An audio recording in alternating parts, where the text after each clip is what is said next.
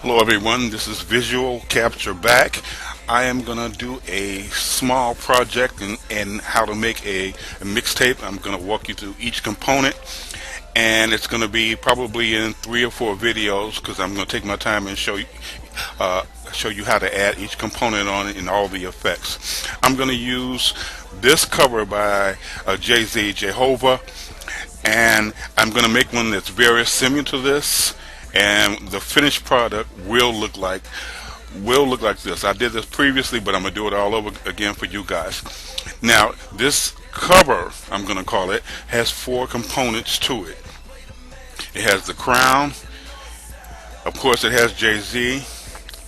It has the moon, which I put in the back for a purpose. I'm gonna show you something with blends later on with the moon, and the city background. Those are the 4 components that are gonna make this cover. So let's get started. The first thing we're going to do is use Jay-Z. Now, what you want to do when you get your images, if you can, you need the highest possible resolution that you can get. I've seen guys make mixtapes with 800 pixels by 800 pixels or 700 pixels or whatever the number is.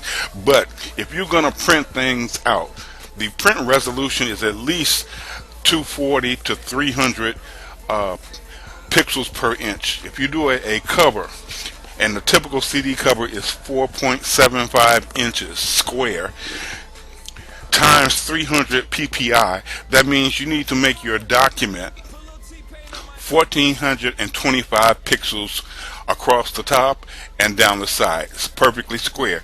That also means that you need to upsize your images. If you don't have a high quality image, you're going to need to upsize your image so that it is also 300 pixels per inch. Now, usually when you upsize, especially a JPEG image, the image gets a little bit distorted. But usually when you're doing these covers, like for mixtapes and stuff, you're kind of distorting the image anyway, so perfection is almost not there anyway. But start off with the highest quality image that you can get highest quality graphic, because you can always shrink it and not lose minimum quality. But when you start stretching stuff, it distorts it and it really makes it look bad. So the first thing you do is I do what I call my prep work, and that is I cut out the things that I'm going to need to make this deposit. Now, one of the first things I'm going to do to make this deposit is cut out Mr. Jay-Z. I'm going to use the pen tool. Check the channel. I previously made a video, a short clip, and I referred you to another site that gives you a more detailed explanation of how to use the pen tool. And I like the pen tool because it gives you a lot more control. So select my pen tool. I come down here with Jay-Z. I get in. And you see there's a reflection on his arms, and I just click, make an anchor, drag it so I get my direction bars. I explained that on other video.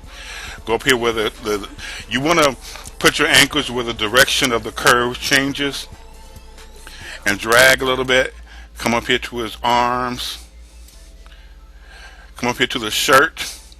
Now I need to go a different direction with the shirt, so I drag it a bit, but I hold my Alt key down and grab that direction bar and go this way. And then I go over here, see it curves almost automatically.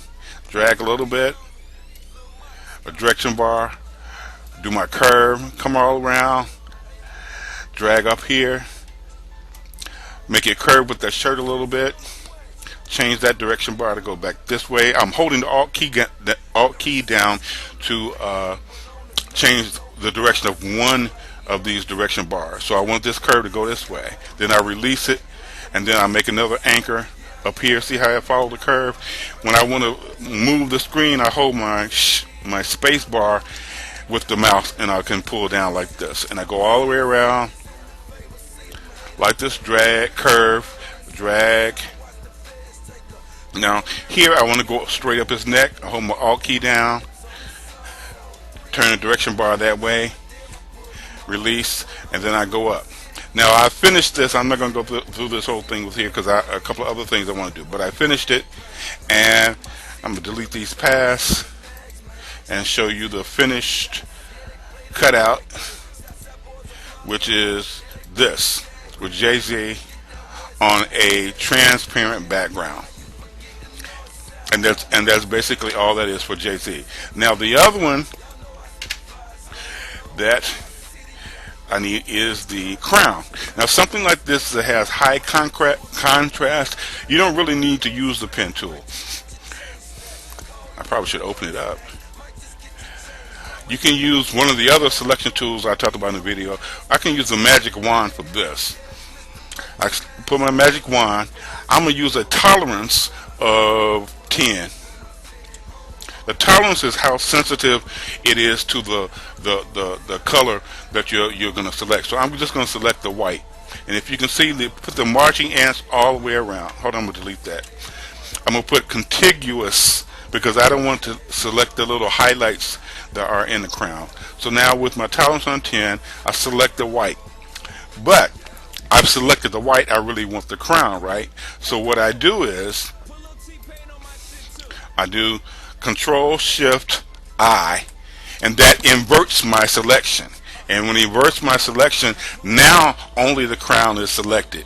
And when I get only the crown selected, I can copy and paste it and put it on a, copy, paste, and it'll put it on a new layer by itself. Or I can use a selection and just make a mask. If you look down here, you see it made a mask of my crown. And that's all I needed to do. Now the last image I want to prepare is actually this complete background of the city in the background of this tape. This is Chicago, probably taken from the top of John Hancock. Now I want more sky in this city, so I'm gonna have to add sky, and it's really simple. Now one of the first things I want to do is back to what I told you about resolution. If you look here, image size, this is 72 inches pixels per inch, and I really want it to be 300, so I'm gonna change this to 300. But I don't need all of this image used, but I do want it to take up the size of the cover. So I'll change my resolution to 300. I'm going to change my width to, the cover is going to be 4.75 inches. And in case I want to move it left or right, I'm going to make this 5 inches.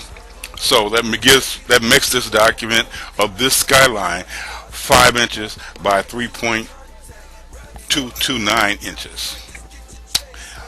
So let's scale out. Now, like I said, the cover is going to be 4.75 inches, so I need some more room on the top, and I do want more sky in here than is here. So what you can do is you zoom out, especially an image like this because the sky is so even. Zoom out, go to Image, Canvas Size, check Relative, and move the down arrow because I want it to point up, and I'm going to add. This is 3 inches. I want to have plenty of room of sky to play with. So I want to add 4 more inches, 4.5 more inches of sky. So with relative check, I'm going to add 4.5. Make sure it says inches. Okay, and you'll see it adds space. Now I added black because over here my background color over here was black. If it had been white, it would have added that. But I don't, you see that doesn't look right. So let me zoom out. I'm gonna show you how to make it look right. Since this sky is pretty even, something like this, what you can do is use your rectangle marquee tool. Select part of that sky. You don't need much. Just select that. Go to Edit, Copy, and I'm gonna edit, paste. And then it copies that and pastes it, but you notice over here it puts it in a different layer. Great. Now I go to Transform, Scale. I just grab the top anchor for this clip of this sky and I just pull it up. Check it because I want it like that. That's great. Now it almost matches perfectly. I'm going to move this down a little bit. Using the down arrow, you can see I can move it around, but I'm going to move it down a little bit, See, if I move it too far, it covers. I'm gonna move it just below this and below this line here because I'm gonna feather it a little bit with a mask. I'm gonna use my add new mask. I'm gonna select my brush, change it to 0 hardness, come down, raise up a little bit to about that size, perfect. And I'm gonna paint on this with black. And when I paint with black, it's gonna feather some of that, as you can see. And you see I went up too high up here. I can change it to white, and that'll bring that part, change my flow back up to 100%, and that will change that back white. Now, if you want to get rid of those striations, you could also do this. I can sample that color.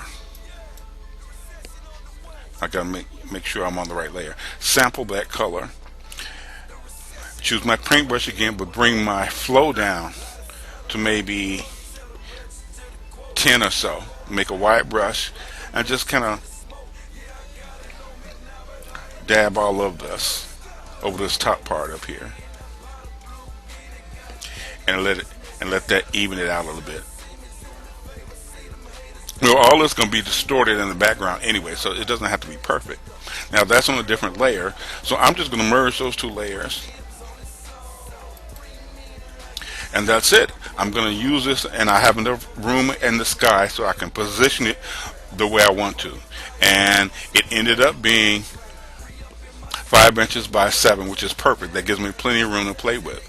So save it, and the next video will be me putting the cover together using all these components that I have cut out so far.